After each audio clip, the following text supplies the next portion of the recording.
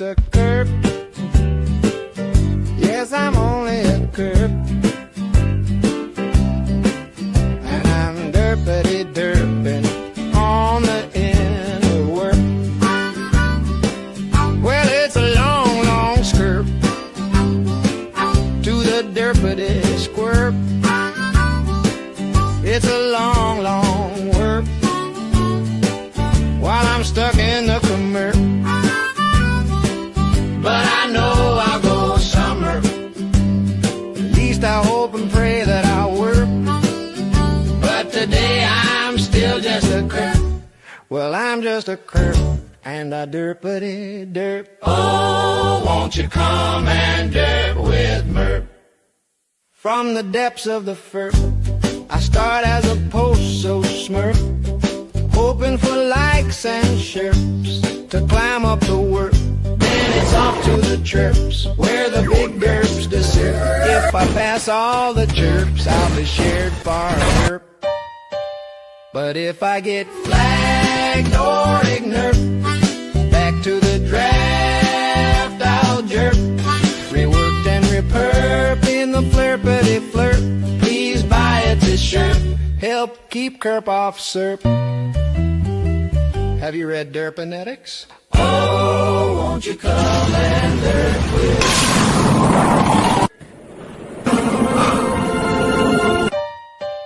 But if I get flagged or ignorant, Is everything okay in here? draft I'll jerk. Reworked and repurp in the flirpity flirt. Please buy a t-shirt, help keep Kurp off Serp.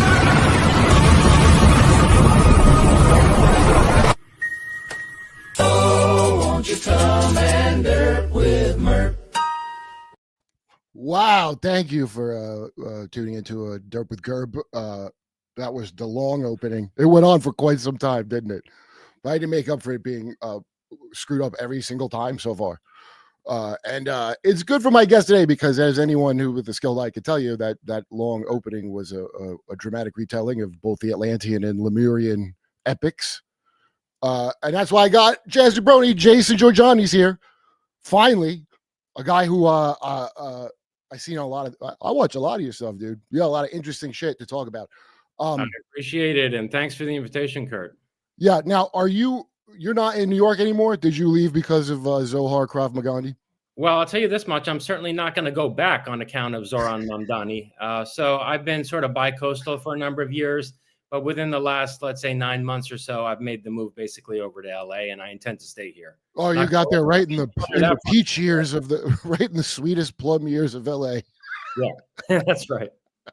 I just left LA because I was in New York 20 years, man. I feel like I did time living there that long. And when I go back, because that's such a harsh personality to say the least, but I'm being in New York so long. Yeah. Like I live in every, you just live on top of each other. And I guess the cool part is you mingle with every walk of life, especially if you're a drug addict like I was there. But it also makes you like I don't know, like one of these hive people. The amount of like dumb when I go back to New York, only a few of my friends know anything about anything, and most of them are smart people, but only a few of them actually know anything. And there's some kind of, I don't know, smugness blanket over New York that I can't.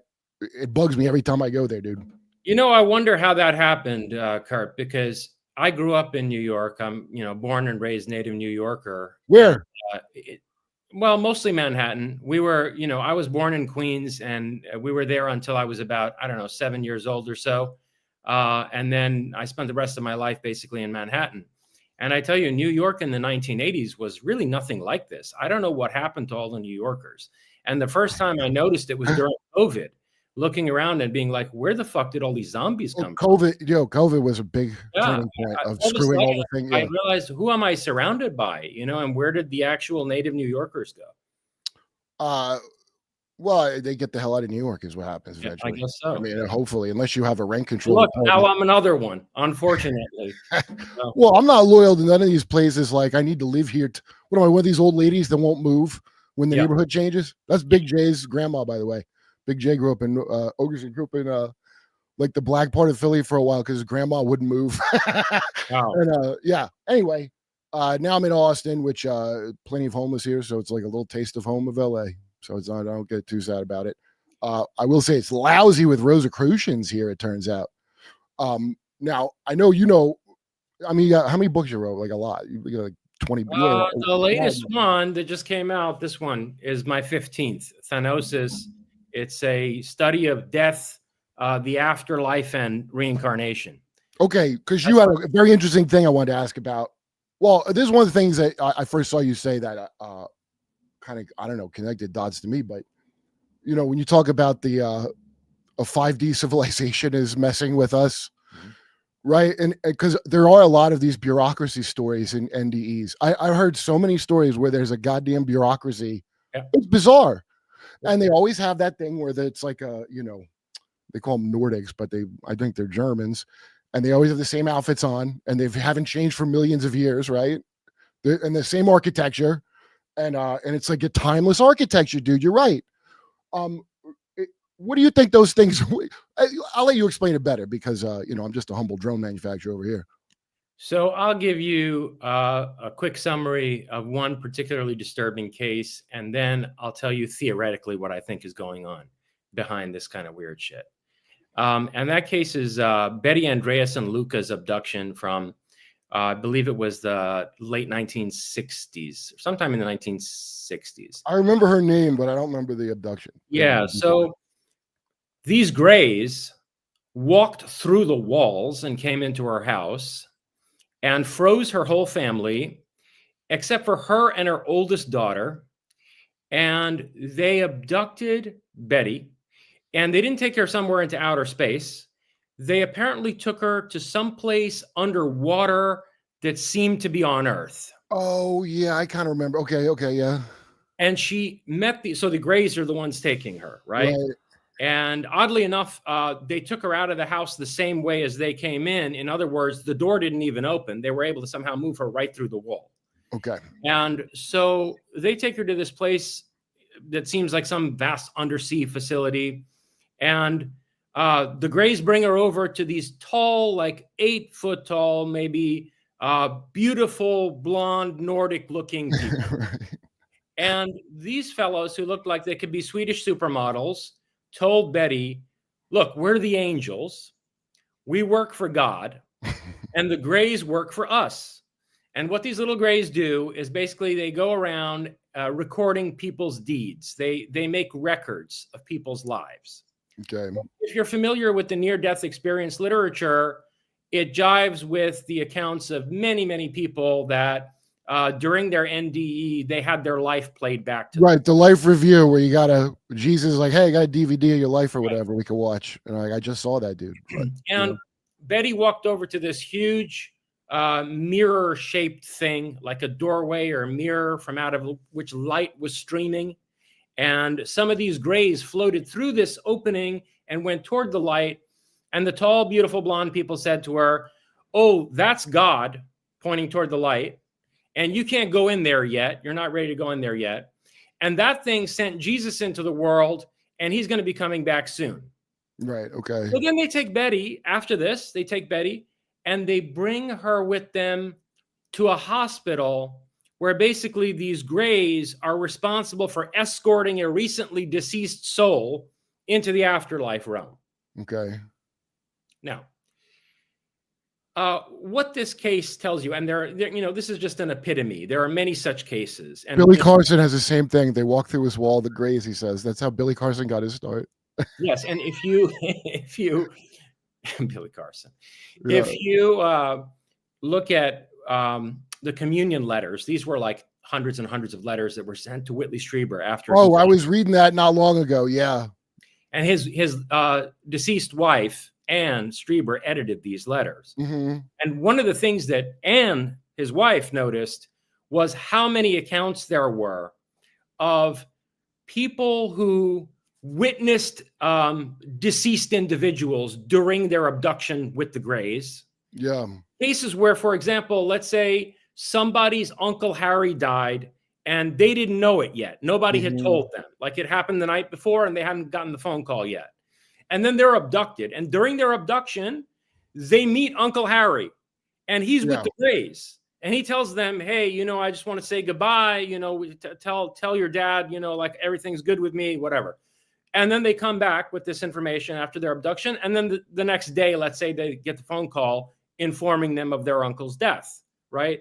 So there are many such cases. Have you heard ones where people saw the vision and then the person was alive later? Yes. And so, look, I mean, it's pretty horrifying when you go through the archive of these cases, because what it suggests is that the same entities that are involved with, close encounters with what are presumed to be aliens are actually also managing the bureaucratic machinery of the afterlife in some, absurdly Kafkaesque way. Yeah, that's how it sounds exactly. That's what it reminded. I'm like, what? This never ends. You never get out of it. And there are abduction cases that are basically fuck ups where the wrong person is taken, and then I've never heard of that. That's interesting. What do you mean? And they take this hapless individual, and eventually they find out that, like, no, they were supposed to take the guy next door on the same street, and so they drop the guy back off and then try not to bother him again. Well, there are similar cases that involve the afterlife. There was one where this poor Indian guy, Durga Jatov, died in a hospital. And I mean, he was really, flatlined for a long time, presumed dead. His family started mourning over him. But eventually he came back to life. I forget whether he was resuscitated or he just sort of spontaneously, his vitals started up again. And Jatov comes back with a story about how he was taken into hell by demons, the Hindu hell. And how's the Hindu hell? You explain the Hindu hell a little more. Well, according, by Jatov's account, it wasn't a very pleasant place, because as soon as he was taken there, he was dismembered. Oh. And I thought it was gonna be a poop festival, but that sounds worse. He saw how the demons, consulted with their superiors and found out that they had taken the wrong guy. So then the demons take Jatov to where they have a collection of dismembered legs, and they have him pick out his own, and they reattach his legs. Now here, get this. When he wakes up again in the hospital, right, his family and the doctors notice that he has scar marks right where his legs had been severed at the knee in this hell realm that he experienced during the NDE. Okay, because I heard a very similar story to that, and I'm curious if this has this feature. It almost sounds like the girl when I was in high school, and everybody had a girl that put a mechanical toothbrush in her pussy, and that was every school I went to. They had that story. I'm like, did that happen? But this guy was an American guy. He said he was taken into some hell realm like that, and they were human pig hybrids. Okay, it was like a UFO abduction that fit no category. And they were he said it didn't hurt, but they were dismembering him and showing him. Yeah. And then he woke up and one of his feet was bigger than the other one. Like they put a wrong size foot on. Is that like one story being mutated, or is that a repeating story of what is that? There's a lot of, absurd, darkly weird shit like that going on that you encounter both in the close encounters literature and also in NDE accounts, and they intersect in really disturbing ways. Kurt, that music is not coming from your side, is it? No, I don't hear any music. Okay, there's some ghetto crap playing through the window here. Give me 1 second. I'm gonna go close the windows, and I'll be right back. Okay. Well, now it's just me, Kurp, welcome in Techveld. Hey, Mark, are you there, dude? Where's Mark? Oh, hey, buddy. I got partway through this book, dude. I got to get the first book. Does this make more sense? A lot of these things, I think he assumes I read the first book. Yeah. That is definitely a follow-up to Secret Societies and Psychological Warfare, which is right here. Yeah, it's a good book so far. Hey, man. Hey. So let me tell you what I think is going on. Very long story short, and we can unpack it, time in more detail. Have you ever heard of the idea of the technological singularity? Yes, I believe Chris Chan is that thing. Behold your singularity. So, look, if you chart technological progress over the course of history, you notice that it's a kind of exponentially upwards curve. right? Is that what the strange fire is? Have you ever heard the term the strange fire? And is that what that's supposed to be? Because it's I like don't think I've heard Prometheus or that. something. What does that refer to? Uh, these people that are make pacts with, let's call them NHI, they're inspired by the strange fire, and it's the same thing that when you see movies that imprint on you, you get programmed your whole life to be like, ooh, cool, and then maybe replicate things. I look at it as like a bunch of, in a disreputable foie gras factory, not a good one, where they do have the geese like that, and that's us, and they just pour poison in us, and then some of us lay golden eggs sometimes. You mean like a Faustian bargain? Yeah. But deal with the devil that's going to give you supernatural power, and or just like with Sharon Osbourne from there's a lot of it's just like shitty contract. But all these things have this legalism to it that I find very interesting. Yes. Yeah. Yes. I mean, that's certainly all over the Bible. That's for sure. It's all over everything. And why would it apply to the bureaucracy thing you're talking about? They have, what do they got, to stamp a paper regarding who picked up who? There's something where it's just like really absurd. Yeah. I don't know. Yeah, it is. But you know what? Absurdity can be used as a weapon in psychological warfare and basically the captivation of a population. Because if you create cognitive dissonance by, presenting people with experiences that they're never going to be able to make sense out of, right? Then you're already putting them in a position where they can be more easily manipulated. Oh, so yeah, I'm reading Twilight Language about. I mean, that's what the thing of keeping society in a state. I remember Y2K was gonna. He mentioned in the book in Twilight Language, Hoffman. Y2K was a big deal, and Idiocracy had a whole thing about it, and everything Y2K because somebody did put a 1 instead of a 0 or whatever. Right. It's gonna collapse everything, and then nothing happened, and we're like, oh, I can't believe. Oh no! And then 9/11 happened. Right. So it's like a movie. It's so much of stuff, especially being a writer so long. So much of this stuff reminds me of like focus group testing. Like someone's going, which ending do you like better? Do you want it to be angels and Nephilims, or do you want it to be the Greys? Or like God sold us to Disney, and Disney's testing out endings on us. Is how it feels to me. Well, the which ending you like better, choose your own adventure kind of model might actually wind up applying here in the end. So let me lay out the technological singularity real briefly. It's the idea that there is this upward slope to technological development throughout the course of human history.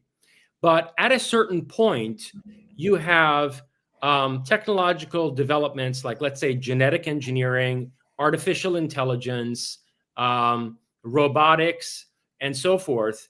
Nanotechnology would be another one that become increasingly convergent. In other words, breakthroughs in one area reinforce developments in another area. And each of these technologies is so revolutionary that their convergence will lead to what they call a singularity, which is like the event horizon of a black hole.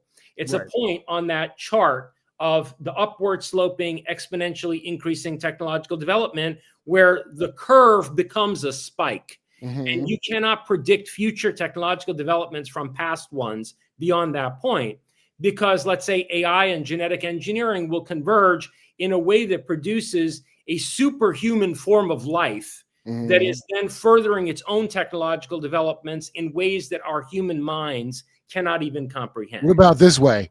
By keeping all of us far behind it on purpose all the time while it's already happened a while ago.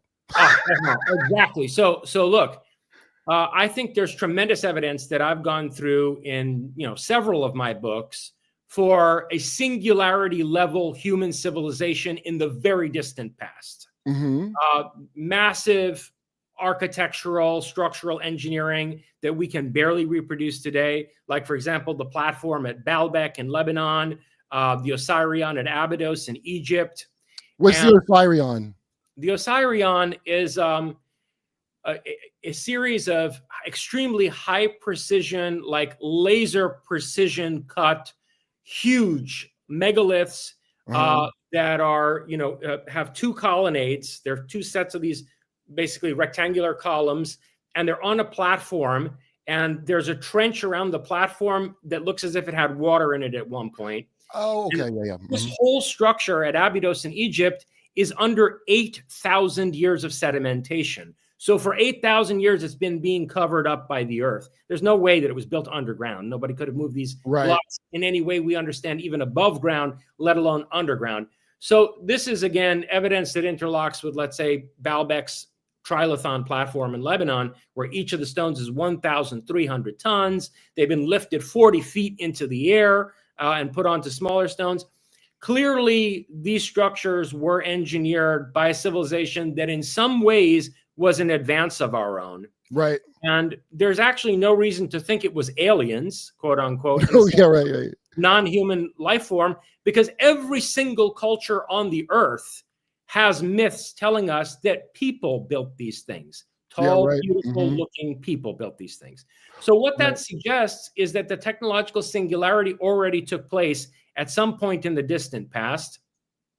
Oh, right. Okay.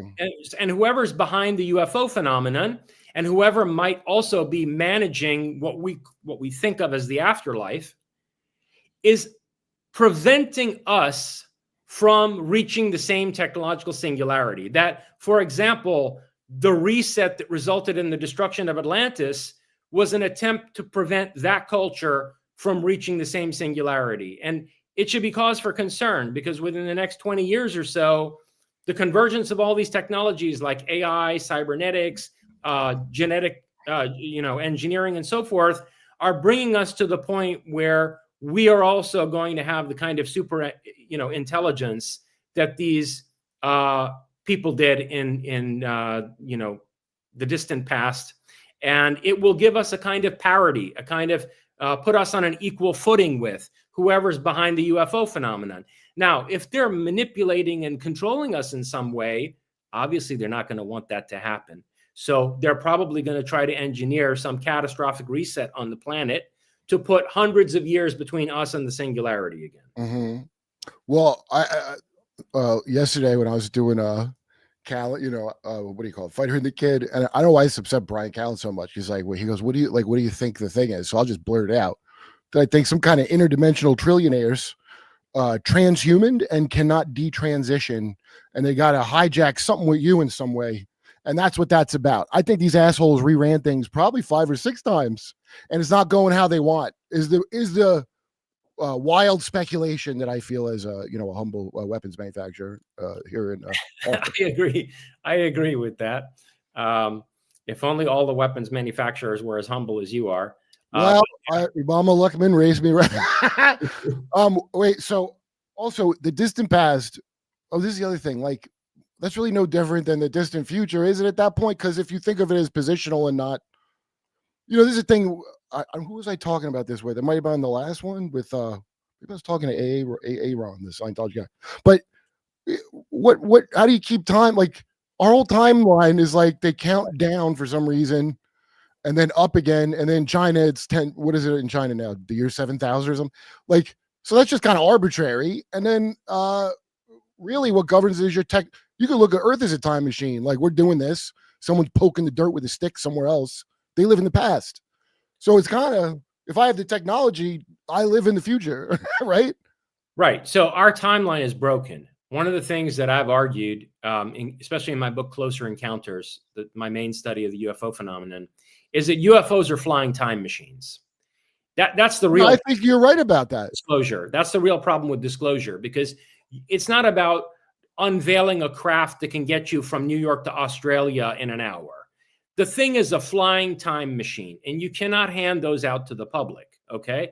As it is, our timeline is broken enough. Okay. So what I think wound up happening is that whoever achieved the technological singularity first wound up being able to have a hyperdimensional control over different space times. So they can access different eras of human history the way that we can travel to different countries. Right. And these people are trying to basically control time. They've become overlords who are managing human history, editing it and re-editing it in order to manipulate us to basically play a part in whatever, drama they've concocted, whatever agenda that they are attempting to enact. And basically my whole philosophical project over the 15 books that I've written is an attempt to break us free from that by catalyzing some kind of a Promethean rebellion against this hyperdimensional control system. Yeah, no, I get distinct impression that what I don't understand is so I started learning all this stuff because of the tall whites, the Charles Hall. Right. I'm sorry, the Directors Guild. I'm in like all these guilds. I don't even know what I did. So the tall whites was making me laugh as he was talking about, because it was so like we're like Guam or something for them. And they hop down, and then as he described it, they're very tall. These aren't the Nordics; these are albino. They got some kind of acromegaly, I guess, because their bones outgrow their organs, and that's how they die eventually. And he said they had these like wands, like kind of pencil thin wands they could set to different elements in your body. So if they went on sodium, they could like torture you with that, or no, magnesium, they could put you out in a hypnotic state, and they had to hit you in the temple for it to. It was all real specific how the stuff had to work. And the guy, by the way, he's a nuclear physics degree, so he could just be country dumb. He's like a farm guy, so he seemed very aw shucks about the whole thing. Yeah. But as he's talking, it sounds like I'm like, I've heard this one before. They're taller and whiter than us, and we're as strong as gorillas compared to them. And you get like, I'm starting to get a picture here. So at the top of the pyramids, even whiter things. Yeah, look, the issue with that this is not a hard idea to grasp. So I don't know why I don't hear it from more people. But look, if we're dealing with time masters who are traveling back in time from all different points in the future, then you've got Nordics who are traveling back in time from 200 years in the future, and Nordics who are traveling back in time from 200,000 years in the future. Right. And depending upon how far into the future the entities have come from, we would expect to see some degree of evolutionary biological development. Yeah, there's only one race. The differences in these Nordics is a difference in evolution over long periods of time. They start out looking like these Nordic supermodel types, and then eventually maybe they wind up looking like what Charles Hall describes as the tall whites. But it's all variation on a theme. Not to be politically incorrect about it, but nobody's ever seen representatives of other races, let's say. I found a thing of the tall blacks that was making me laugh, but it was really kind of a cover. Yeah, it's also involved. The point is, if you made it in 5D, I guess, then why would you evolve? You don't have that kind of entropy that, you know what I mean? Like, how would you? So I could see it stagnating, because I always hear these in all the secret space program story, not that stupid blue avian one, but you always say, their DNA is stagnant. Well, why would their DNA be stagnant? Because they're not in the right dimension to have progression. All right. And they're cloning themselves. They're cloning themselves too many times. Yeah. So when I see all these tech freaks that, remember the guy from my buddy, I can't recommend his channel enough, Andy Hunt, Control All History, because I had forgotten about Cambrian genomics in 2014. Do you remember the guy that was going to let you make your own Godzilla at home? Yes. And then they 3D print your fucking Chimera for you? And I think they were already bringing back the woolly mammoth, those people. Yeah, and that guy tragically took his own life. But they were announcing that they could do cloning quite some time ago. In fact, a lot of these stories, like the one I just saw, a lot of them in Brazil, where the Nordics are grabbing somebody. And it's around the same time as the Boys from Brazil book came out. And when the first Erica Kirk, the first Erica Kirk from 75 that was married to the governor of Florida, I had never heard of this. But there's Erica Kirk that looks just like Erica Kirk, who is married to the governor of Florida in 75. When Gerald, now as soon as I heard Gerald Ford was the president, that motherfucker is a sick fuck, if you believe what I believe, and I do believe it. So all kinds of, and that's when Kissinger's running wild, that piece of shit. That's when they're like really, and that's when Colonel Michael Aquino and broke off and had his little, what is a Martin Luther moment with the other government works for the government thing. This has been like, that's why the focus group thing I bring up, because you can tell they're testing out the Star Trek story on different people. First of all, why not do it in Brazil? You already got apparently Nazis there doing good work. Why not test out your creations on the public? Who cares? It's Brazil, right? Hey, why The did it you pick up know, the farmers cases all the in time? Brazil are fascinating and terrifying, Yeah, yeah, the particularly worst. 1976 to 1979 in the Amazon basin, and a little island off the coast of the Amazon jungle. One was called Colares, and the other, I forget what the specific name of the place was, but it was in the Amazon basin, a very rural area where you have, nativo type people. And they sent this doctor down there to basically deal with the extremely severe injuries that these natives were sustaining from the close encounters. And the doctor happened to be one of these, blonde Brazilians. I mean, there are some Brazilians that are, from German and Italian ancestry, and they're very, There's a lot of ethnicities in South America. Like Mexico's got like 48 ethnicities, I think, alone. But South America's got a lot of people in it that are very so this different colors. woman, Walade, she was a blonde, and she was the doctor dealing with these people. And she would ask them, well, the people who did this to you, what did they look like? And they'd say to her, Miss, they looked like you. And so they were describing being taken up by a tractor beam that basically pulled them up toward these, in some cases, cylindrical craft, in other cases, spherical. And their skin was burned with like either rays or some kind of a chemical. Some of them had the skin falling off their arms and shit. And they said the people who did this were these callous, blithe Nordics who looked at them like essentially they were garbage or like they were insects. It sounds very German of those Nordics. Yeah, it's really disturbing. Yeah, no, the Nazis got there's something to. Now I don't know that they went to Aldebaran or whatever, all that, but right, something happened where the Nazis. I think that part of it's a psyop. Yeah, well, the part, the Communo Dignitad and the just everything they did in Chile, yeah, like it's very I know it's very obvious that eugenics, I guess didn't the Nazis at Nuremberg didn't some get acquitted because they used the defense of we were just doing what America did. Some of them had a thing where they go, we learned from you, because America was top of the line in that Rockefeller initiatives and what have you.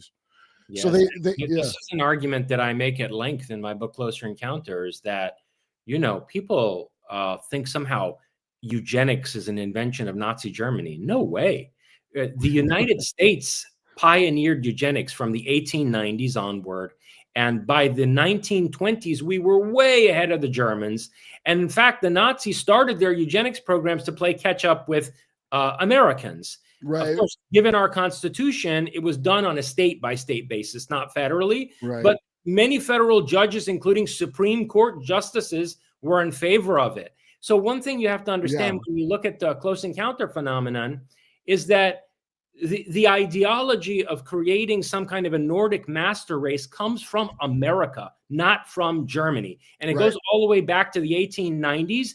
And it spanned the entire elite of the Western world, whether Americans or Europeans. Well, Sir Cecil Rhodes, I think he was into fucking black guys. All of them. I mean, you look at the Anglo-American establishment that you're talking about. The Anglo-American establishment. Yep. Yeah. So, okay. The other thing I want to understand is, why do they have,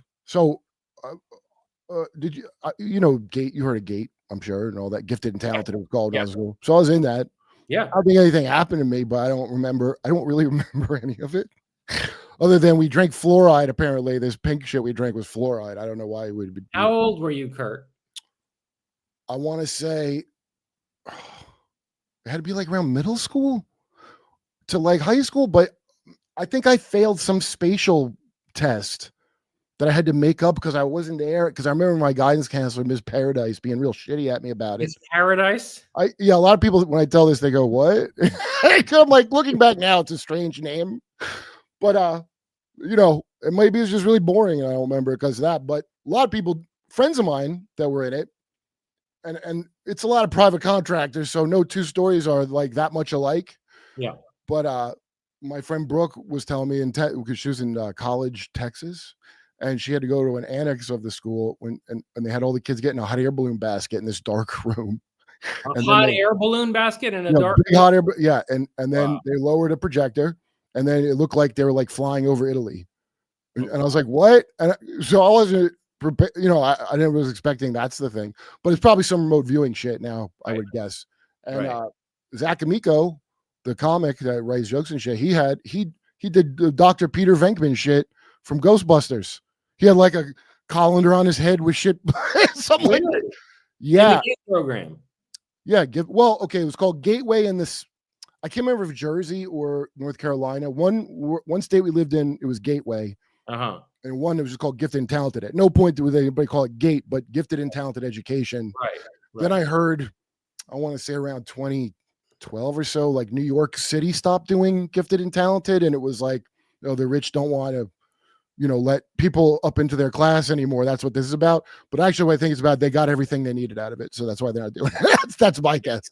Yeah, I think so, unfortunately. And, you know, if you're to believe Michael Herrera, you know, the Marine who encountered the human smuggling operation down in Indonesia, Yeah, where he some saw of them those. have volunteered for it. He said they're not all being kidnapped. Some of them are like, we'll help your family, and yeah. So if we're scouring the third world now for kids who potentially are gifted, especially in Psi, then probably we don't need to recruit as much from the American population domestically, and it involves less legal trouble to go and get them from the third world. Well, Peru in particular, because you know, Amaruca, where we live, named after their god.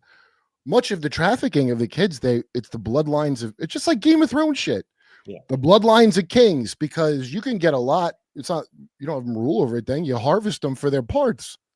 They use every part of the buffalo. These people, you know, people get hung up on adrenochrome, which I guess that sounds bad, but plasma-based medication. Everyone's a cannibal in this country, whether you want to be or not.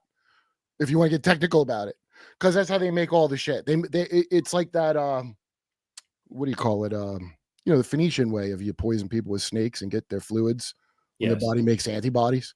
Yes. And did you see Lynn? Did I ever see a guy, Lynn Buchanan? I know him. I was at his home. I really would like to know more about this story, because he was telling a story about being on a ship, like waking up on a craft. He was in Texas, he said. I guess he was a Methodist minister, and he was moving churches, and he got paralyzed. He wakes up on the ship, and there's other people just paralyzed, but he can move. And he saw he said they were jacked albino guys with no hair. And they were walking out, and he goes, "Hey, can I sit by the window?" And he said he was in like a drug, he said himself. And they just turned around and ran into the thing. They come back with a gray, and they let him come in the cockpit, and the thing let him fly the plane. But okay, so that's weird. Then they land somewhere with black grass, with like a sun that is like, it sounds like Hellraiser World or some shit. And a bunch of people get let off the ship, and they go up this hill, he said. And the gray said in his head, "You don't want to go where they're going. Come on, go over here." And they sat on the hill. And then he goes, he asked the gray why they track us with those implants. And the gray didn't know what he was talking about. And it said, "Oh, no, we pick up all kinds of weird viruses and shit. And you guys are antibody factories. So you put that inside you. Then we come back and harvest it later for cures." I never heard anything like that before. Wow. I hadn't heard the last part of the story. Earlier part. Okay. This is a part that I'd like to know more. He said, so the guy was Glass Darkly, that guy. Yeah. Sean Patrick Hazlitt. Yeah. He asked him, what was happening on the hill? He goes, he would hear a blood-curdling scream, then what sounded like a crowd of laughter and applause, and it would stop abruptly. So they hear, ha, ha, ha, ha, ha, stop. Like that's what he heard on the hill. What in the fuck would that be? That is such a bizarre, you know, I try to syncretize all these things because I'm just looking at themes. So when something's a new theme, then it sticks out. Listen, all you need to do is look at ancient so-called myths, okay? Right. The Olympian gods are sadists. Yeah. The gods of the Bible, in other words, the Elohim, which is mistranslated as God, you know, in the Old Testament. Right. That's why there's the two Genesis creation accounts. The first one is in our image. Sounds like a subcontractor of some kind, doesn't it? Yes. Yahweh is the chief of the Elohim, the head honcho of the gods, just like Zeus. And that's why in Genesis it says, let us make them in our own image. In other words, let's make these humans look like us. So they're humanoids. And you can see from their behavior and from the behavior of the Olympians in the Greek myths and the Anunnaki led by Enlil in the Sumerian stories, that these people are sadists. And Yeah. they're people. They like to be worshipped as gods or as angels Right. of the Lord and so on and so forth. But really, they're sadists who are controlling a hierarchical caste system in which we are essentially being farmed and harvested. Yeah, we only Okay. have 4 class. I'll tell you something. Gary Wayne's dead on about. We only have the 4 class system everywhere. Whatever you want to dress it up as, and people still. I don't know how anybody still believe at this point. After watching the last, I don't know if anybody. No, I don't vote. I was Jehovah's Witness growing up, so I've never voted, dude, or saluted the flag. Which, by the way, you know that it was a Sig Heil, the flag salute initially. Yeah. It's in Wikipedia. The first picture is kids Sig Heiling the flag. Yeah. So we never got involved in that. Now, Jehovah's Witnesses were created by Charles Taze Russell, who's a Russell bloodline. I had Blair White on, who is a Russell, who had a lot of crazy shit to explain. But I already knew this from other sources. All these stupid wizard schools, your final initiation is to make a religion. So if you're L. Ron Hubbard and you're an OTO and you're Right. touching dicks in the desert with what's his name, the final apotheosis thing is you make your own religion. And he did. And Jehovah's Witnesses comes out of the same area. It's like Albany is like the tech sector of new goofy strains of religion. There's the Seventh-day Adventists, the Mormons, then they call it the psychic corridor that comes down from New York through Pennsylvania, I think, because that's when all the spiritualism's going around. You know, unfortunately, I know exactly what you're talking about, because at one point somebody offered me millions of dollars to turn Prometheism into a religion. And, you know, like Really? a fucking compound and all kinds of, and, you know, I'm not a fucking cult leader. It's not Yeah. going to happen, folks. I'm a philosopher. Right. And, you know, the more things like that happen, the more, in fact, I've even backed away from having any ism frame my philosophical project. Yeah, I agree, man. You know, Prometheus is very important to the work I'm doing as a symbol and an idea, but over my dead body, is anybody going to create a religion from out of my philosophical project? Well, I mean, if necessary, sure. But that's why they do it. That is how they do it. Yeah, no. Fortunately, I've got a few young people around me who really understand my work. And if they take me out, I think those individuals will do everything they can to make sure it's not perverted. Well, I didn't look. Who is going to pay you for that and have you turn to religion? That's an intel agency of some kind, or a contractor of or some network of networks. They do this all the time. I mean, most of the Christianity in America is that insane Ziocon shit. Like remember Hal Lindsey? Were you ever you see Megiddo Code with Michael York? Yeah, I vaguely remember. Yeah. The movie is very entertaining. Michael Bain is the good president. I haven't seen the movie.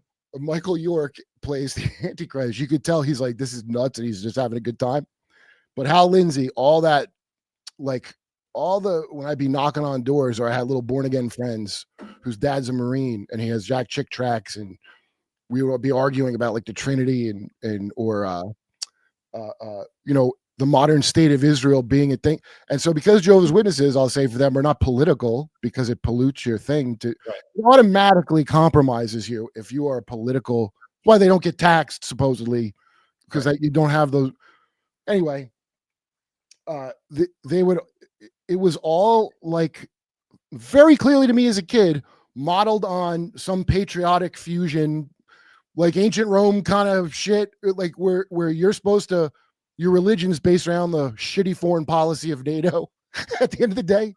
And now you can still see the remnants of it everywhere. I don't know if you follow the Charlie Kirk thing, but that his buddy in that church that is that, you know, what the fuck's her name? Mark, do you remember the name of McCoy, the McCoys. So Pastor Rob McCoy, his dad, Roy McCoy, is like the head of psychological warfare for the Navy. In fact, a bunch of these people, they all got connections to the Navy's Air Force are always, to me, a dead giveaway. But the bottom line is, I know MK Monarch is real because they disclosed it in 2024, to my surprise. By name, I didn't think that. And I'm into it, and I didn't think that. Yeah. And a bunch of these people, once we've established that you can program people and make them into drones and iPhones and shit. Yeah. And I mean, look at all these shooters that I don't believe a single one. Dude, not only are they all bizarre and not ever resolved, we just move on to another one. Yep. Every time. And so that you mentioned Michael Herrera before. I know that and even I don't think just because somebody is connected to somebody, everything they say is a lie, or I'm not stupid like that. But Stephen Greer is part of that Rockefeller thing, and a lot of the problems we have now are directly because of that fuckbag family. So just on the face of Stephen it, Greer is part of the Rockefeller Foundation. he's part of what they call him, the Forgotten Rockefeller, like the one that funds the UFO shit, and the Clintons are there. Lawrence Rockefeller. Yeah. Yeah, and had Bill Clinton and Hillary on his property to discuss UFOs. And they're not the head of the snake. They're part of the H.W. Bush crime family the whole time, as was Obama, it turns out.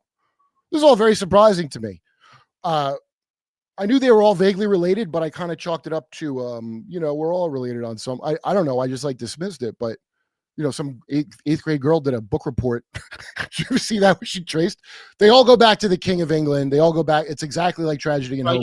Part of the problem with politics in this country is that the system is set up in a way where unless you're, how can I put this? Unless you're some kind of deviant and they've got blackmail material on you where they've invited you to certain things and gotten you involved with things and recorded you doing them, you're never allowed to get past a certain level in the political system. Like all mafias, they all work the same way. You gotta do a crime, so I know you're not a cop. That's right. And everything runs that way. And I don't know if people have a hard time. This is why I don't trust any fucking disclosure. First of all, you don't need disclosure. You could just go look this shit up and kind of work it out yourself. And it's easy to see the important parts, even if you don't have all the lore, right? I don't understand how once everybody knows the government and they don't have to put a chip in your head for it, we're way past that. You can see it in front of you. Watch COVID, okay? Probably a beta test of how much control they got. Oh, for sure. Okay, so this is my weird question. Do you think Project Bluebeam, which by the way was not a fake alien invasion, it was a religious event that could be an alien invasion, but it was a religious event first. Mm-hmm. So when you bring it up Andreessen and the Nordics and we work for God and whatever, you can see the beginnings of a like a story being developed as they tested on people, right? Oh, yeah.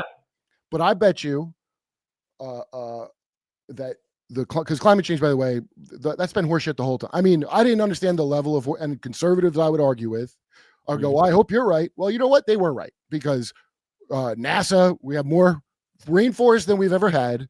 The polar ice caps are coming back. The coral's coming back. Bill Gates, just like he did with vaccine, quietly walked away from climate emergency. You see that? I mean, Obama bought oceanfront property, so that should tip you off a little bit too. But so do you think that was the blue beam? Is you're the alien? It's not aliens are coming. You don't belong on this planet, and you're the alien, and you're destroying it. And then they get and then you take scientism shit and mingle it with that, and then you got I think that's turned more people how they want than anything to me, watching that climate change shit. Yes. Project Bluebeam goes back to some idea they had, I think in the 1970s, to use holograms to paint the Virgin Mary in the sky over Cuba to try to overthrow the Cuban government through Catholic religious fanaticism. And they kept building on that idea.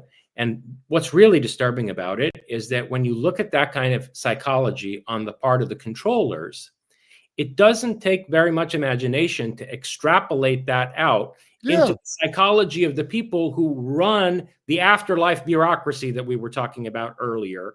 It's the same basic psychology, except, projected forward by, hundreds or thousands of years, right? Right. And then if you imagine that those people have achieved hyperdimensional capability to manipulate human history, well, they're your archons right there. Okay.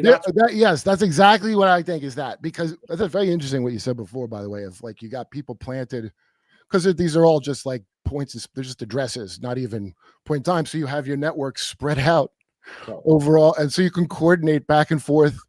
In fact, I'll bet you that's a good use. I think my buddy Eric Hecker said they got in Antarctica that now, ice the thing cube. about what Hecker said in Antarctica that, is relevant to your commentary just now on climate change is that even if there's no natural or let's say greenhouse gas caused climate change taking place, we now have the technologies and the weaponry to artificially cause climate change. Yeah.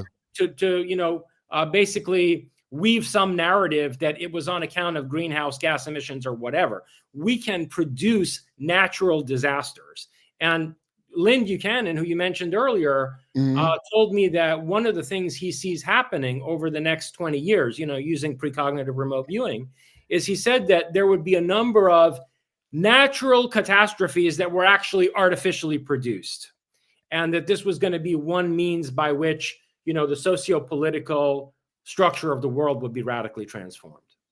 Yeah, well, I was in New York for 9/11, and I remember when people afterwards, remember the blackout after 9/11, and that was one of the cool, because in the 70s it was a goddamn nightmare, right? It was people, every worst crime imaginable, because it was like hell.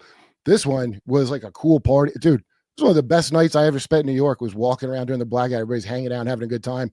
Absolutely nothing going wrong, and because everybody's so traumatized from the thing that they just saw. Right. And I didn't know trauma-based mind control is a term back then, but now I understand why, when people who are like, why would we be going to Iraq, which was a great point that I couldn't have heard it. Yeah. They're like, shut up. That's why. I didn't know there was a Tower 7. I heard Tower 7. I don't know what the fuck I thought, but I didn't know there were 3 buildings that fell. I live there. I didn't know that, and I didn't want to look into it. I didn't care to look into it at all. That's one of the very effective, I'm not very smart, but you can't fool me for ever with the same thing. Like 20 years in, I start to get hip to it. I don't understand why other people wouldn't, and I chalk it up to mind control. Yep, absolutely. I had a teacher who, he was my first philosophy teacher in my last year of high school. I went to the high school where Epstein used to teach. Oh, yeah, I meant to ask about it, so I'm glad you brought it up. School. And so it was a kind of elite high school, and I had this great philosophy teacher who was actually a professor at NYU. He just happened to have this side gig at my high school. And he was my mentor all through my college years and my master's degree too. And I tried to get this guy to look at the evidence for the false flag on 9/11. Mm-hmm. And he said to me, and it was particularly bad because this guy had sort of built up an image for himself as an American Socrates, and he was all about the idea of existential authenticity and Heidegger's philosophy, right? This is the stuff he would teach. Mm-hmm. And then I put all this evidence in front of him. And he goes, you know what, Jason, I'm not telling you this didn't happen, but I can't believe that it happened, because if I were to believe this, I couldn't be an American, and I want to be an American. And that was a hugely disillusioning experience in my life, of seeing what kinds of people, even at very high intellectual caliber, are capable of cognitive dissonance. Well, it's nice of him to say it out loud. Usually it drive you mad trying to figure out how someone could do that and not, but he just told you straight up. That's a great, boy, talk about a good teacher. Right. Yeah, well, hey, that's why my old band, the Hannibal Directive here, try making people look at that one. Yeah, the Hannibal Directive, yep. And our hit single, Israel Did Nothing Wrong, from our old, anyway. Well, the Hannibal Directive is very old. I think it goes back way before Hannibal, even though his name is the one associated with it, Yeah, why is his name associated? That's right, exactly. It's not like he invented that playbook. Yeah, well, he did worship Baal Amon or something, right? And that's there's clearly a strain. So that Epstein temple, they call it, that's a Phoenician bathhouse, is that correct? Well, I mean, it was a temple to Poseidon. He had a statue of Poseidon there. That's Atlantis shit straight up then. Yeah, I mean, it's an Atlantean temple, basically, that he had there. And then, of course, he had a labyrinth in the shape of the ground plan of Atlantis at Zorro Ranch. So there are 2 structures connecting Epstein to the Atlantean mythos: the temple on Little St. James on the island, and then the labyrinth at Zorro Ranch, where, according to some of the victims, he was bringing women to Zorro Ranch to be breeders, to be basically inseminated with eugenically engineered genes. It's right out of Apocrypha that wasn't included with my Bible growing up. Do you know about, and Aaron didn't, I don't think he was aware they were so close, but maybe I'm wrong, but there's a Scientology vault, so we can have Scientology at the end of the world that is stored not far from Zorro Ranch, and a big Mormon storage thing of some kind. Because I look at all that as Atlantis shit. They're all just telling you Atlantis 20 different ways. It's like there's like 3 stories. They all just retell them over and over again. I worry about all these cults and their vaults, these cults with tremendous amount of money who have seed banks and vaults and who are really prepared for the post-apocalyptic world. What an awful Mad Max world that would be if these become the mafias that are governing it after the convergence of catastrophes. It'll just be like live in Haiti. It'll be like after all the help we gave in Haiti, how great it is now. It'll be like it'll be like all the Clinton Foundation work. Worse. Yeah, well, their version of voodoo will be a lot worse than what you find in Haiti today. So yeah. So okay. So by the way, Epstein was into voodoo. Did you know that? That he contacted this journalist, Vicky Ward, I think it was, who was going to write a hit piece on him. What hit piece? Expose. Write an expose on him. And she was pregnant at the time, and he threatened her that he would use voodoo to cause her to have a miscarriage. What a strange threat to make. Huh? Did he call it Vodun, or he went with voodoo? He literally said, I can use voodoo to make sure your pregnancy doesn't go very well. Boy, I don't know. That'd be an upsetting threat to get. That'd be really, especially if you're like an atheist or so, like a fancy big city journalist. If you don't have like a strong feeling of churchy protection from that kind of shit. Yeah. Oh, that's creepy. So were you in school? Was Epstein was a teacher when you were there? Did you say or no? So Donald Barr, who worked for the CIA, was the headmaster of the Dalton School in the late 1970s. I read his book. Yeah, Space Relations. Yeah. So we had a copy of that book in the Dalton Library. Yeah. It was behind glass in the library. I remember it distinctly because I used to read sci-fi back in those days. And who puts that? You read the book, right? So, and there's like intergalactic, like interstellar sex trafficking. And by the way, it's almost unreadable for sounding like it would be interesting on some level. It's really hard to read. Yeah, it's like really hard to get through. Yeah, it's very badly written, frankly. Written by an intelligence operative, not like a literati type. And but it was behind the glass, and middle schoolers would go to this library, and here they are putting, the headmaster wrote this book. Here it is behind glass. Anyway, that guy, Donald Barr, hired Epstein. He also hired a mentor of mine, not the same guy I was mentioning earlier, different guy, who had been my history teacher in middle school. And this guy, beginning in the, what was it? I was like 14 years old, 13 to 14. He started trying to recruit me into the CIA.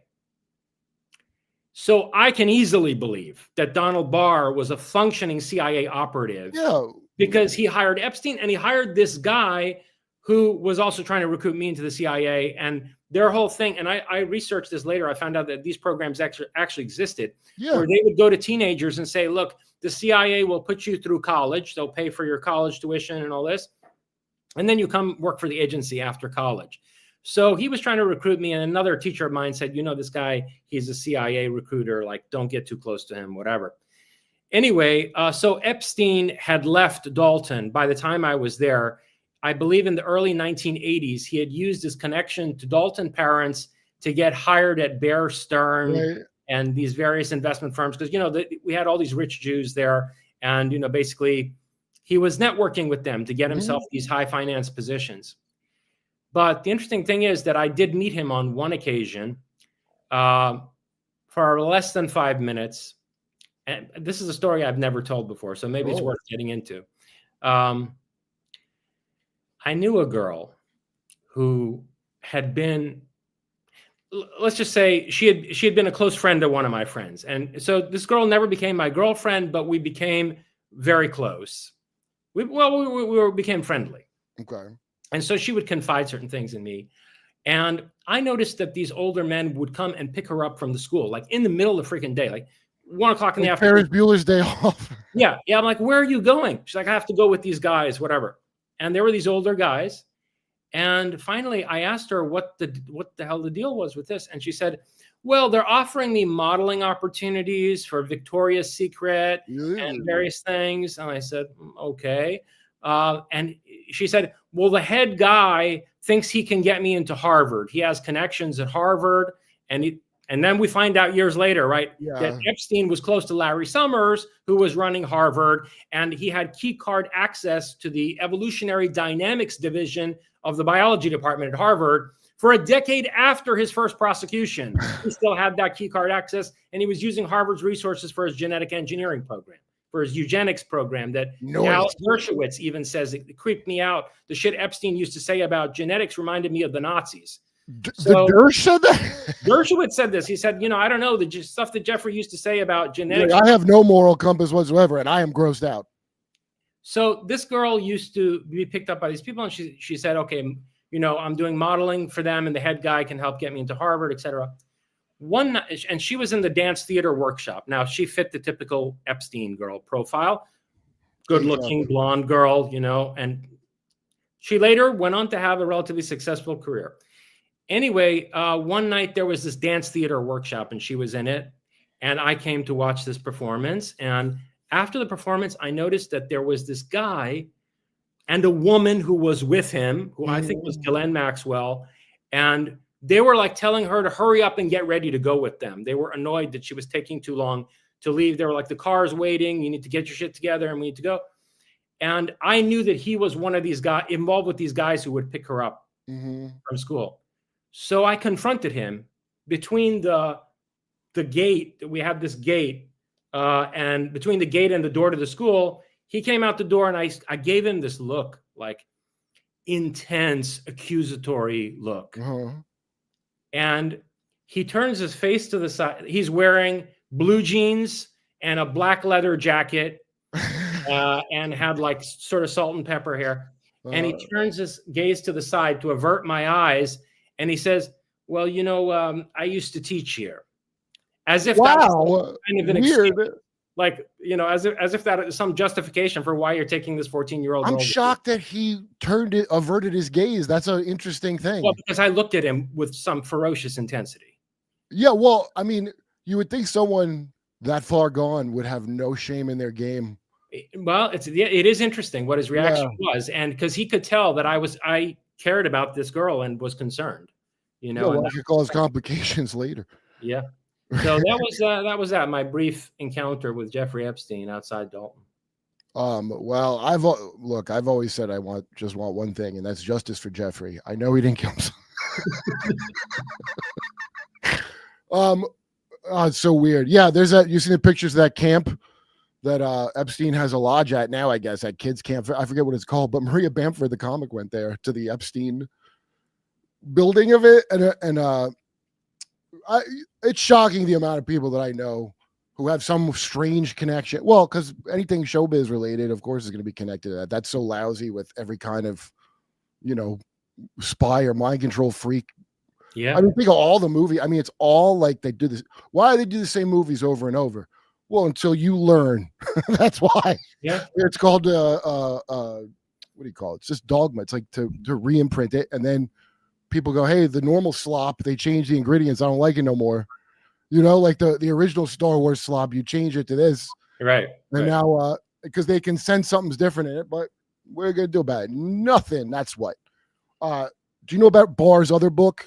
What I just found out about, which I think is a Planet sequel? in Arms. Yeah, and is that weirder than Space Relations? I haven't read it.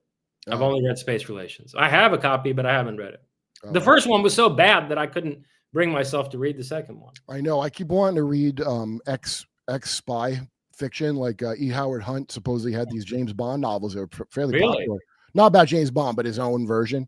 Oh, wow. Because they all think they should be, they're recruiting narcissists specifically. They'll all tell you that. They're like, we want someone who would like just do whatever and their conscience don't bother them. And you're kind of a narcissist, but not too much that you go rogue.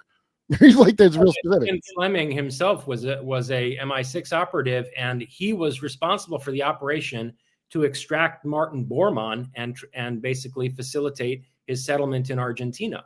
Real? Didn't Martin Bormann die like 4 times? He's like, he died 3 times in 3 different ways, and then he was writing checks after that through Chase Bank in Buenos Aires.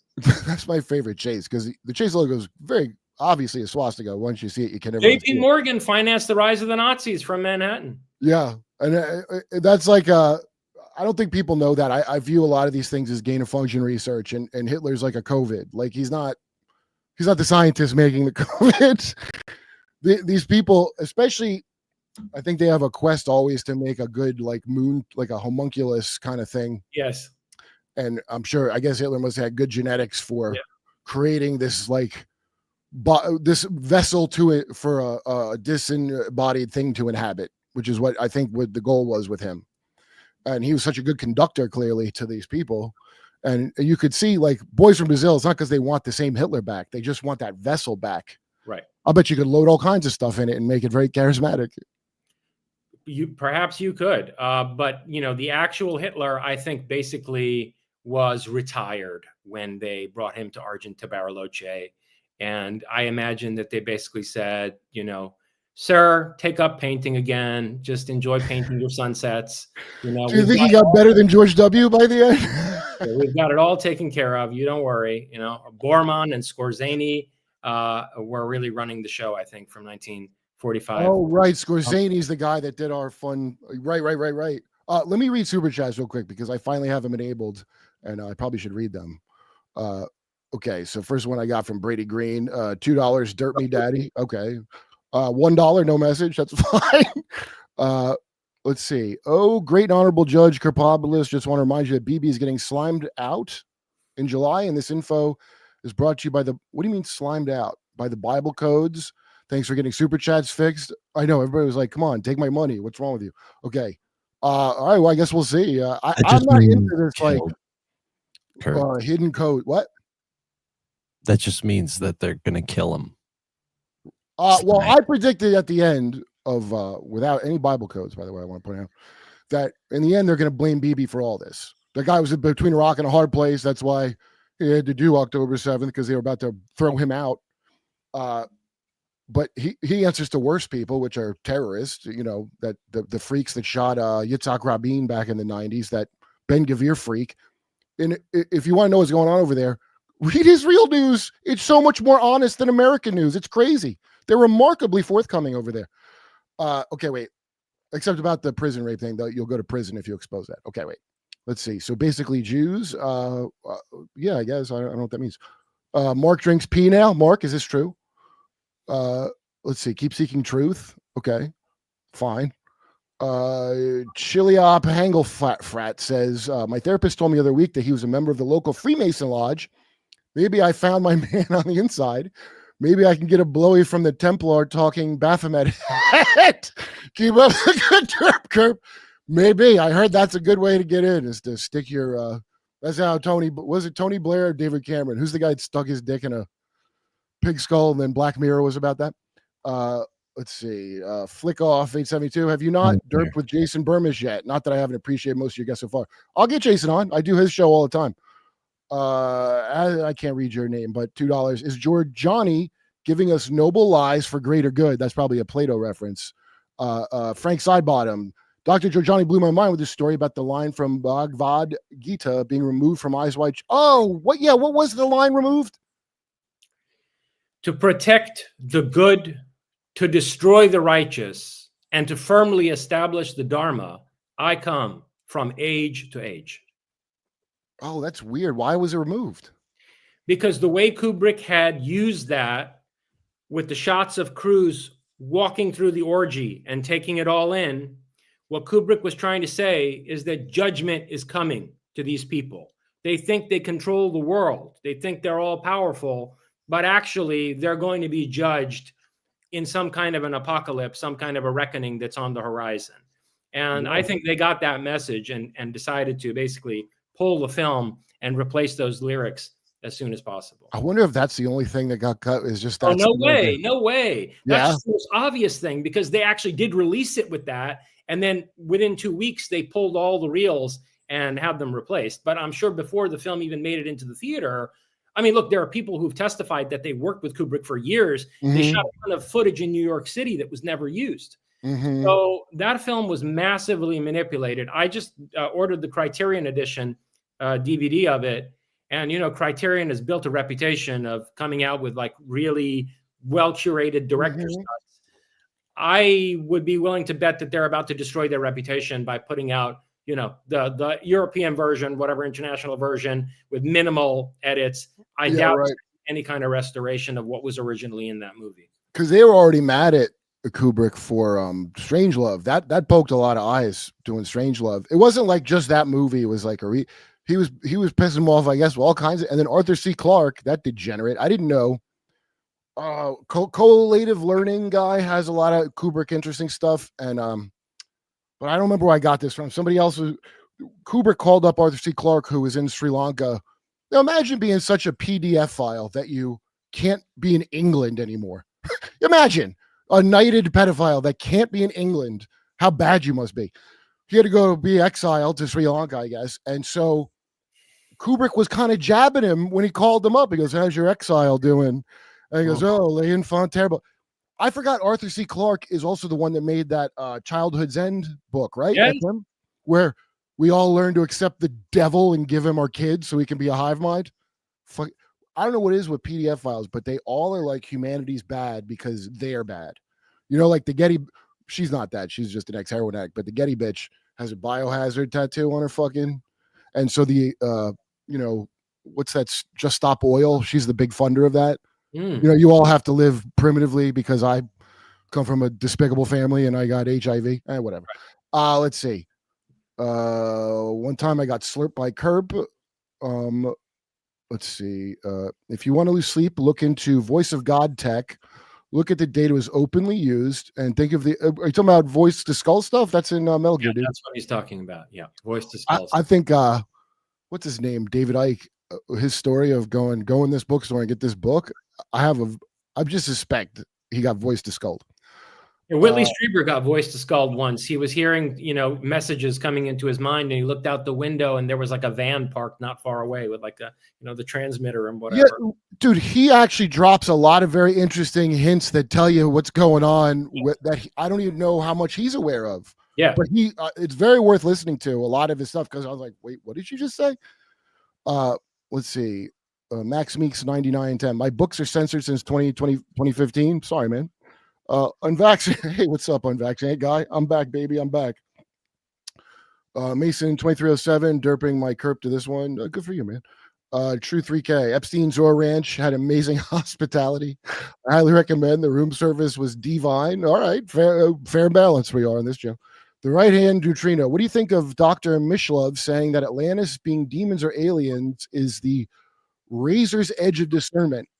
I don't understand it, because if you're on the razor's edge, it means you're not discerning either way, doesn't it? I have no idea what Jeffrey's been on about these days. You know, he canceled the 37 episodes that I recorded with him over the course of 5 years. I've seen you on there with them. They're gone now.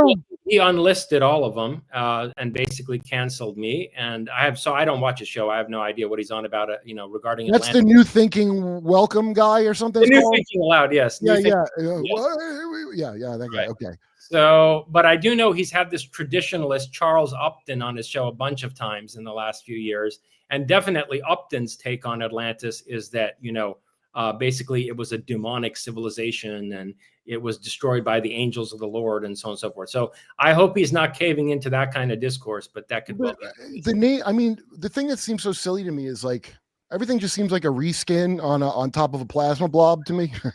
Like, I don't care about the names. I want to. So, you know, Alexander the Great, right? In Persia, they weren't calling him that. They're calling him the Accursed, were they not? Yeah, that's right. Yeah. So, you know, I just look at it as like, I want to hear the themes, because what I'm getting is the perspective of a bunch of different people that way. Yeah. And, you know, especially when you hear, I always like that when people make excuses for the fucking Aztecs, like, you know, the Spanish just came and killed it. No, you know who helped the Spanish? There weren't that many Spanish there. Who helped the Spanish was all the people that lived under these fucking psychopaths that were sick of getting their hearts cut out and kicked down the stairs. Yeah. So they said, hey, why don't we help overthrow this? Because we hate this. Yeah. But, yeah. I mean, plus the Spanish played into the whole mythos of Quetzalcoatl and his fair-skinned companions. Oh, yeah. Out in the West Coast, I can't remember the name of the tribe. I think they're in Seattle. They get fucked with by the government a lot, but they have a story about the white people who were here before. And they were like, yeah, they were like way better white people than you. That's like their whole story is like, there's these white people who used to be pretty cool that aren't like you. Yeah.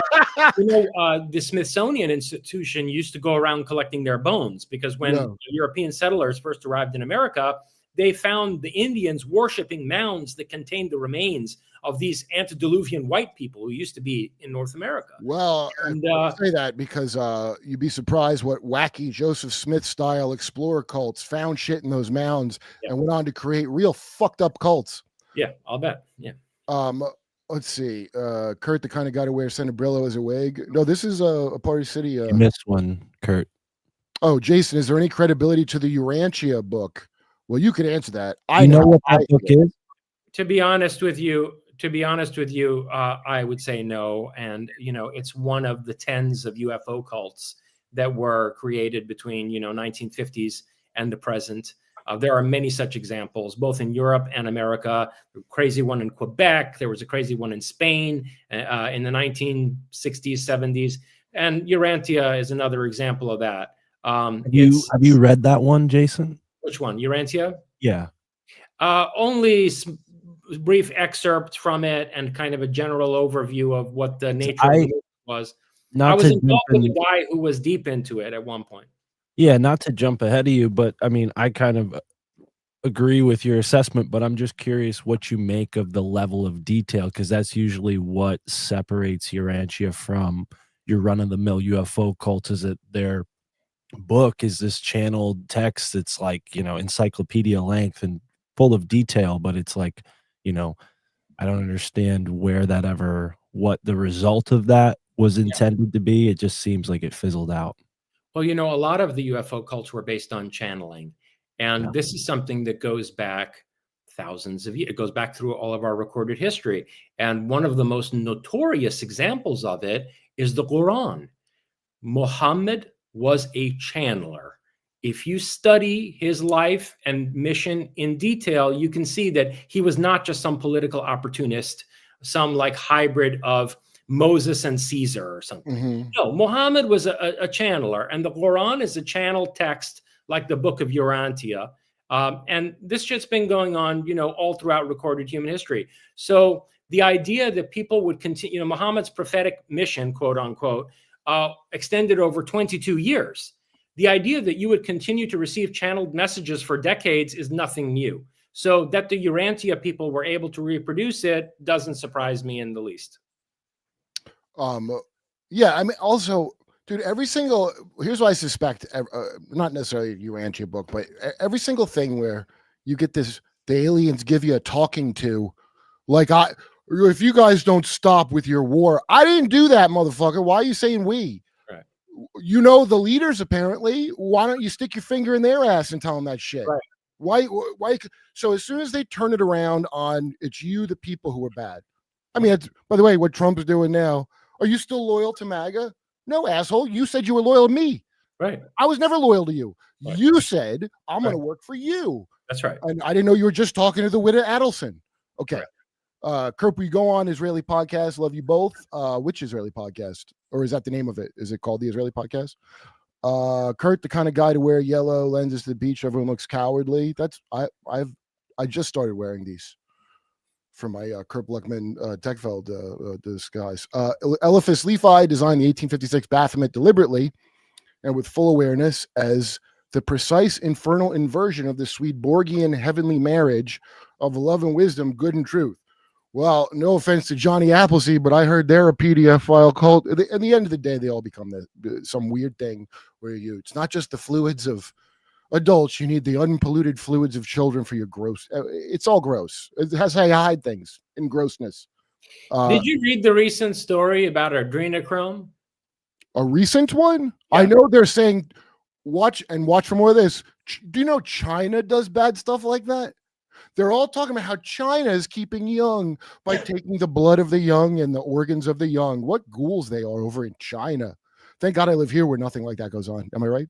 Yeah, I mean, why would it be surprising about China though? They eat dogs, Yeah, well, if you hear J.R. Sweet's story about what's inside Mount Shasta, it's a lot worse than that. Yes, I've heard some things.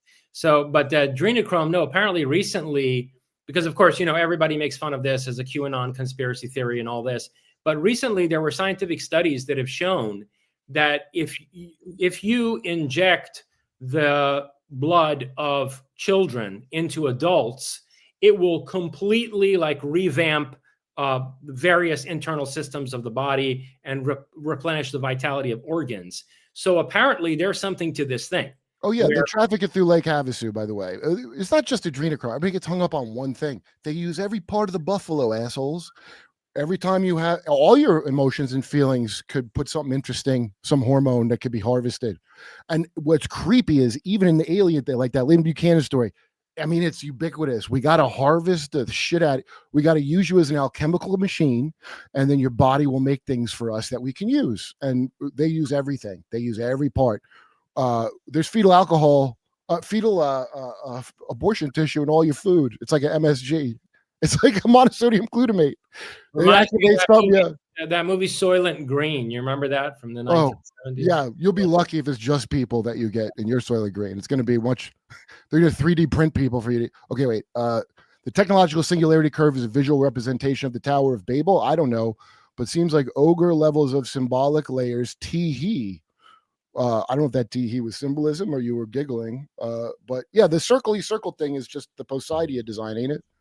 Yeah, the circles are in a circle, and also Cecil Rhodes's idea, based on the Bavarian Illuminati and the Jesuits, to have circles within circles and infiltrate all the stupid secret fraternities. Right. By the way, Freemasons, yeah.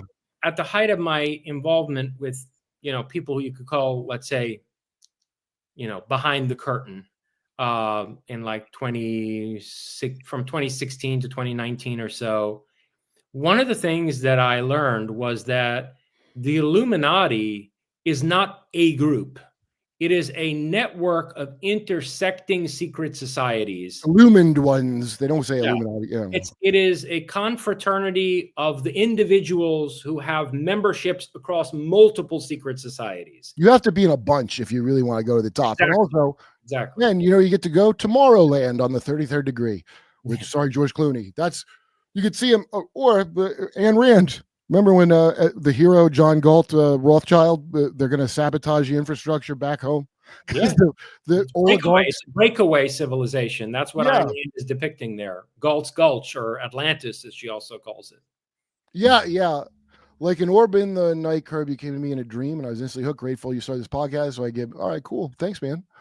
Big John the Mutt, get Robert to appear on Derp with Kurp, please. I would like to get him on because he's interesting, and he always in his videos is walking around like he's been holding in his jizz for the last 30 years.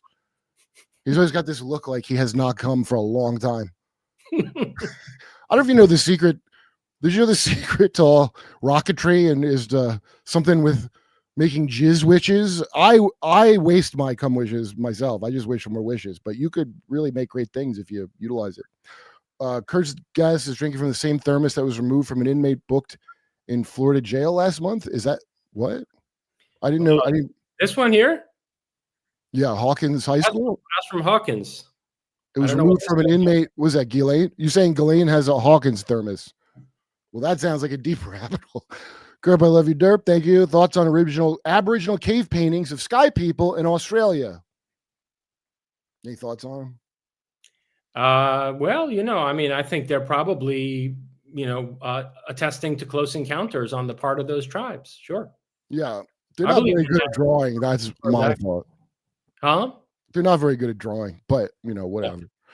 Barry Seal is a huge thread to pull relevant to inaugural. Yeah, that's true. Gary DeVore is a good one you should look into because that's the guy that you remember when they invaded Panama. How old were you when they did Panama with Noriega? I was in grade school. I was a kid, I think. Yeah, and so that he worked for us, of course, getting all the coke up here, all that stuff that all the black guys. They put crack in the hood on purpose. Yeah, that's exactly what they fucking did to finance whatever evil shit they were doing in Nicaragua. I'll tell you something interesting about that, though, Kurt, is that I'm pretty convinced the current campaign against the drug cartels is connected to the Trump administration's position on disclosure. This whole anti-cartel war started right after Trump had Vance looking into the UFO files. And I think what happened is they found out that there are these black projects that the president doesn't have access to. Trump, with his enormous ego, said, "Oh yeah, really? You think so? You think I'm not going to have access as president of the United States? I'm going to cut your fucking funding off." And these black projects have been funded for decades by the cartels through the CIA's relationship with these crime syndicates. And I suspect that what Trump is trying to do now in Venezuela and then eventually in Colombia and Cuba and so forth is a tactic to basically cut the funding to these programs that he's being denied access to. I mean, it could be. The thing is, they all, they're blowing up fishing boats and be like, yeah, those were drug deals. It's like I'm watching Naked Gun. Like, luckily, some of those shootings turned out to be drug dealers later. Like, right. It's insane. It's not a war crime, by the way. It's just it's just crime. What war? And Venezuela is not. I know it ain't smuggling fentanyl, so maybe it's some with UFOs. Salute Jason with all your work and writings for a while now. Thanks for gracing the Normies today, legend. That's from Texas Real 007. Unvaccinated guy. They say dark priests who have broken a bone lose the ability to channel. That's what happened to Drew Carey. I'm just. Let's see. Rohit. I can't read your name. Would you like to have John Warner, the fourth on up here? Yes, I would. He has some interesting stories. I know he does. Jason, what do you think? Any thoughts on Tracy Twyman? Oh, yeah. You ever read Tracy Twyman? Indeed, I have. I mean, her work. Scary as hell, huh? Yeah, her work on Baphomet is a real masterpiece. That tome on Baphomet that she wrote about, what the Knights Templar religion really was.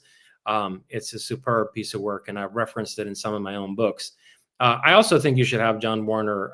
I know people who know him very well, and from what I hear, he follows my work. He's an interesting character. One of the things that he said recently that was quite corroborative of some of my arguments is that I believe he said, because he's part of the Mellon family. He's related to Chris Mellon, but they hate Chris each other. Disclosure Mellon.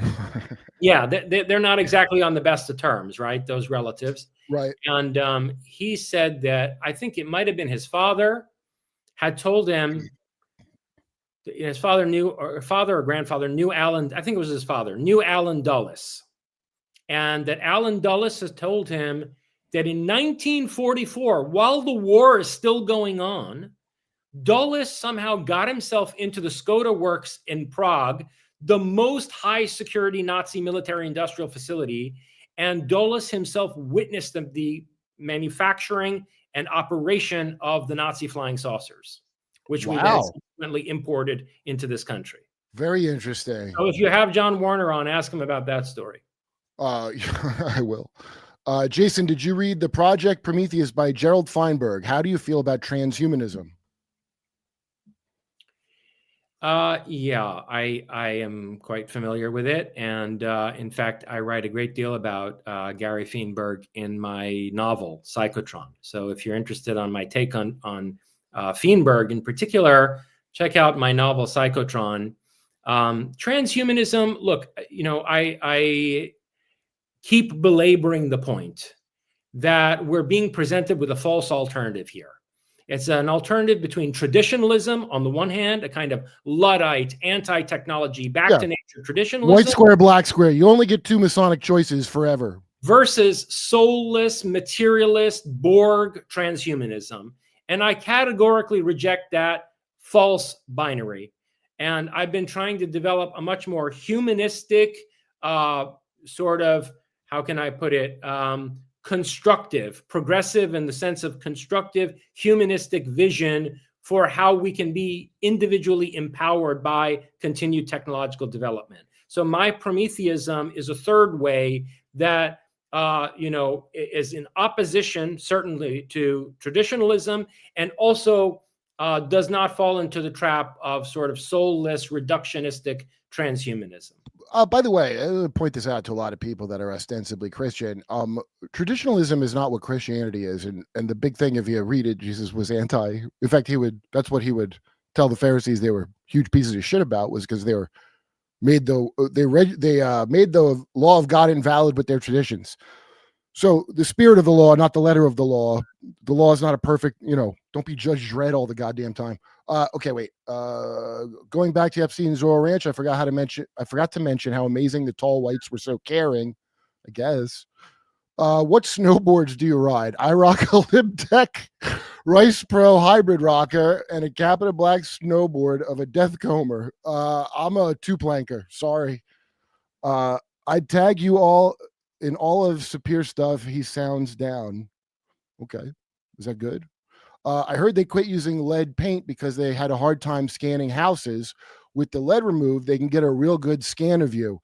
Not hard for me to believe because as a kid, I never had the urge to eat paint chips. I know they said kids did that, but did they?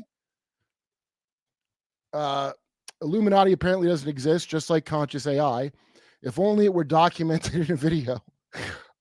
Okay, so yeah, the mafia doesn't exist, remember? And also, I just love when I had a history teacher said there was no such thing as the mafia when I was in 8th grade. Well past Goodfellas had come out. Really? Or not well past, but at least we're in Goodfellas era by then. And I remember being like, what do you mean it doesn't exist? Like, I didn't even understand how to argue because I was just baffled by this thing we all knew existed. You know, Kurt, we had a ski house next to the Genovese family, north of New York City at Hunter Mountain. There's a ski resort. And Oh, it's a good Hunter Mountain, yeah. Yeah, our little ski house at Hunter Mountain when I was a kid was next to the Genovese crime family ski house. And my father used to have long conversations with Genovese. Vito? Huh? With Vito Genovese? His brother, I think. Was his brother involved, or was he like the straight? Of course, they were all involved. They were the worst of them. The Genovese. Never mind. I'm not going to tell you what they said about that. Yeah. Tell you that. All right. Could Jason explain what happened between him and Richard Spencer? Oh, because yeah, I know you got stitched up. You know, I was getting shit hammered by the media probably around the same time as you. It was fucking bizarre because I was totally right everything I fucking said. But anyway, you got. So you got set up with that? And I remember seeing something about this back then. Mm-hmm. Okay, so what exactly? Because Richard Spencer's some like weird gay guy. I don't believe none of these guys are straight. All the ones that carry on I'm fashion. Boy, these guys, they are always, you see Richard Spencer talk for 2 seconds, you know it's a gay man. I don't understand. Do kids not have gaydar anymore? I will not go into personal stories and observations regarding Richard, but I can tell the audience how I got involved with him. They have eyes, yeah. Of course, I've told this story before, but very, very long story short, I was approached by somebody who wanted to facilitate my efforts to change the regime in Iran in the summer of 2016, and this person proposed that I gain the ear of incoming President Trump, via Steve Bannon, who was a reader of Arctos books. I'd been publishing with Arctos, and my first book with them had been a big success. So the first step that was taken in that direction was that I became the editor-in-chief of Arctos. And then the plan was for me to merge Arctos together with Richard Spencer's National Policy Institute and an outfit called Red Ice Radio and Television. And we were going to create one big media operation that was going to be called the Alt-Right Corporation. And supposedly funding was going to come in for this corporation and to set me up as the chairman of the thing. And then we were going to become a lobbying group to lobby Trump on policy through Steve Bannon. And I was going to use that in order to advocate for my aims in Iran, to change the regime in Iran and align Iran again with the United States as an American ally, and so on and so forth. Well, very long story short, I found out that the individual who proposed this to me and who got me involved with the former intelligence directorate of Blackwater to carry out this operation, that individual was an MI6 agent. And I had a number of meetings with him in London, but I didn't know at the time that he was working for MI6 and that MI6 was trying to set me up. And in the end, why? For a number of reasons. One is that the vision that my colleagues and I had for Iran, I was involved at the highest level of the Iranian opposition to the Islamic Republic. And one reason is that the vision that we had for Iran was in conflict with the British long-term vision of how Iran should continue to be kept down and exploited and have its resources, controlled by international finance and the City of London system and so forth. So that was one very tangible threat that they saw, that we wanted to create a more nationalistic Iran that would be aligned with America, but that would basically be in control of its own resources and its own destiny. They did not. That's unacceptable. That last part is where you really did not like that. I mean, that's how Mossadegh got out. Don't say that. The British literally occupied half of Iran. The British literally occupied it. So there's a lot of history there, and that was one problem they had. And Well, I but thought the trilaterals put the Shah, not the Shah. So the Shah was in, and then it was this is what I think I know anyway. The Trilateral Commission, which was Rockefeller and what I forget who made that up. Henry Kissinger. Yeah, that was their idea to bring in the Ayatollah. They thought that would be useful. Yeah, 100%. The Islamic Revolution in Iran was engineered from 1977 to 79 by the Rockefeller, Kissinger, and elements of the CIA. It's just amazing the amount that government by gain of function is what you get here on Earth. Could Jason? Oh, okay. Star Trek season 2, episode 5, the Apple. I think that is what's happening. Oh, I got to look it up. I will. It's a good one. Very Gnostic episode. In what's happening in Antarctica, the World War I Nazis found it by U-boat and got UFO tech. Does jelking work? Don't do that, dude. Just don't. I heard it destroys your blood vessel. I watched a documentary about it. You know what jelking is? Sadly, I do. I don't want to know that much about Arab culture, but that is one fine point of the Arab. Listen, don't get a rolling pin and roll your dick out longer and flatter. It doesn't work. Okay, wait. It only works if you're an Arab. Kurp, have you seen Professor Zhang's videos on here? Yes, I have. He has a bunch of good info. I would like to have him on and ask him about the Li family because he's in Beijing.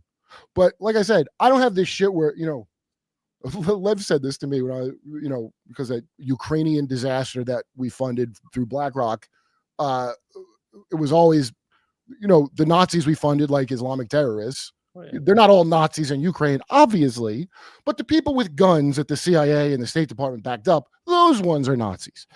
And so remember when in Canada, they saluted Yaroslav Hunka? Oh, yeah. The guy from the Bullet Holocaust. They called it the one that made, I don't know if it's Himmler or one of them go, there's got to be a better way, make gas or something, because this is really upsetting. What other country has the black sun on their flag? I mean, the worst, dude, like Marvel Comics, when they don't want to put a swastika, they got to find a symbol like the black sun to indicate spooky occult evil. Anyway, people go, so I don't know what propaganda means to people, but and Lev, I'm not to single out Lev, I like that guy a lot, but lots of people I know that's just Russian propaganda. That's Russian propaganda. So, look, if the truth, Lev is a dear friend of mine. Dude, all my friends in New York will go, that's propaganda. I go, so. But the connection between the Nazis and Ukraine is clear. I mean, Ukraine was from 1945 onward the cornerstone of the Fourth Reich. Yeah, well, when they in Canada, so my girlfriend is from Jackson. She went to school in public school in Jacksonville, Florida. I want to say that up front. And we're watching the Canadian thing where the guy gets. They go, he goes, he fought against Russia in World War II. They announced in the Canadian House of Con, and she goes, wait, didn't Russia fight the Nazis in World War II? She didn't even get a real education and knows that. Right. And there was one guy sitting there going like this, looking around like, what is happening? And then afterward, Trudeau goes, that's just Russian propaganda. And that Christina Freeland freak, I mean, it's too much to get into. All right, great to see Kurt and Jason together. I see a lot of orange color in this broadcast. Not sure if you talked about celebrity handlers and Project Monarch. I brought up a little, but we didn't, Lev, we didn't get into Monarch. But look, it's not just one or two. Hey, is what's her name? A psyop? Taylor Swift? You know, the one where everybody gets amnesia when they go to her concert? That's above my pay grade, Kurt. It's all of them. The whole thing. It's not just like one part of it. This has been since they whacked Kennedy. Well, that mob has only grown and gotten stronger. And so they're going to do little titty peaks of disclosure. Everybody should just not wait around for it. You should go look into it. And if you make up something that's not true, I don't give a shit. Fuck them. All right. Jason, thanks for coming on short notice, man. I really, really appreciate it. Been a pleasure, Kurt. Let's be in touch. All right, buddy. I'll talk to you later. Lev, thanks for hooking it up. Take care. Thank you, Lev. All right, everybody. You just got derped.